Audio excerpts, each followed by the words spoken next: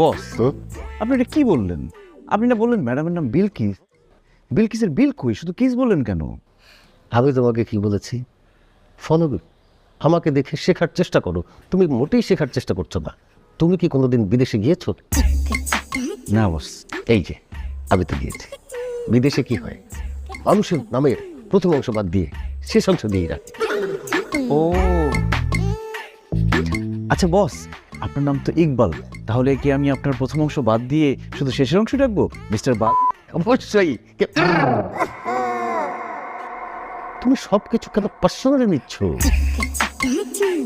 তোমাকে নিয়ে তোমাকে শেখানো খুব মুশকিল। শোনো, মহিলা ক্লায়েন্টদের সঙ্গে খুব তেল মেরে কথা বলতে হবে।